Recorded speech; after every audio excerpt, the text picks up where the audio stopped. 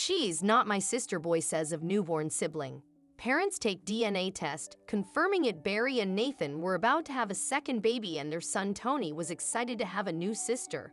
But when they brought the baby home, he said, "She's not my sister." At first, they thought he was jealous, but then they decided to do a DNA test and the results were unexpected. Mary and Nathan were the kind of people that people invite. They had a fairy tale wedding and now live like the perfect American couple in a suburban area of Washington, D.C. during Mary's first pregnancy. They both decided that she would become a stay-at-home mom to raise their kids. As Nathan was successful enough to support the family, still their lives remained almost perfect. Mary made sure that her house always smelled of cinnamon and baked goods, and every area was spotless even during the last weeks of her pregnancy. Their firstborn Tony was a delight. He cried at night, but they loved him dearly. He started showing signs of incredible intelligence early on and they were amazed. Maybe we should consider private school for him in special lessons. Nathan suggested, smiling at the thought of his son possibly being a genius. "He's just a toddler, darling.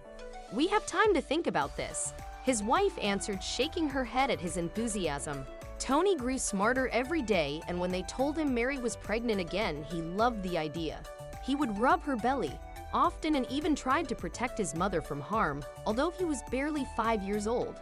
Mary thought the whole thing was beautiful to witness and couldn't imagine having a better life than this. When Mary went into labor, she didn't want Tony alone at home while she and her husband was in the hospitals, so she asked her mother, Mrs. Callahan, to watch him. Mary had a difficult labor and doctors were forced to perform an emergency C-section. She was sedated and Nathan fainted during the procedure because of his blood phobia. A few hours later, they got to meet their newborn daughter, Marissa. They sat in the hospital room bed surrounded by the sounds of machines and other equipment, admiring the baby as she nursed from Mary. It was a gorgeous moment, second only to when Tony was born. "Another beautiful baby, darling. Thank you so much," Nathan said, kissing his wife's forehead as the baby kept feeding.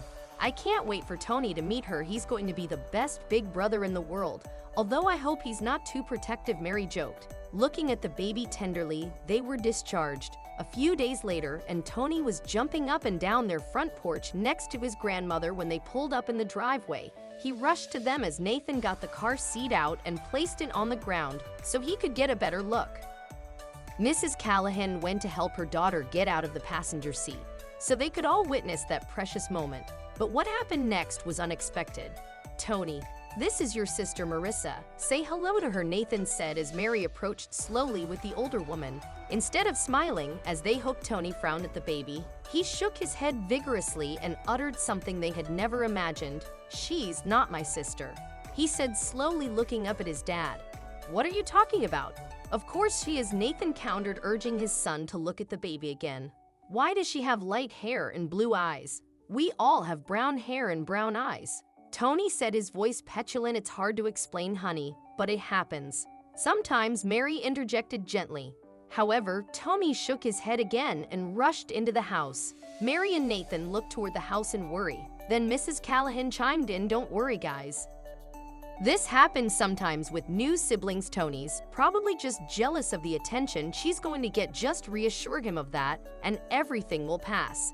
The older woman's words calmed them down and they went into the house hopeful.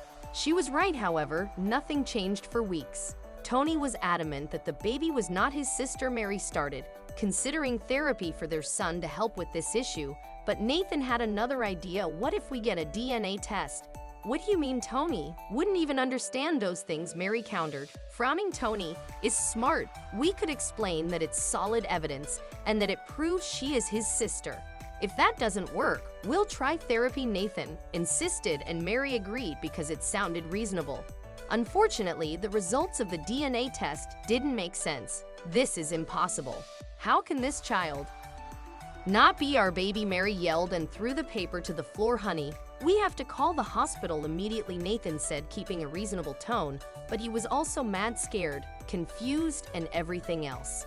His wife felt their ordeal led to a huge investigation in the hospital, and they had to contact all the parents of babies born that day until they finally found the most likely baby.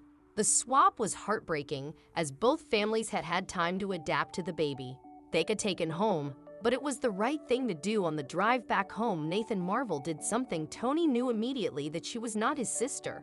I wonder what he'll say now. Her hair is darker like us, but her eyes are still blue. Mary said, shaking her head. I don't know what will happen. To their utter shock, Tony took one look at the new baby, the real Marissa, and smiled brightly. This is my sister, he exclaimed. Happily, they grew up as best friends.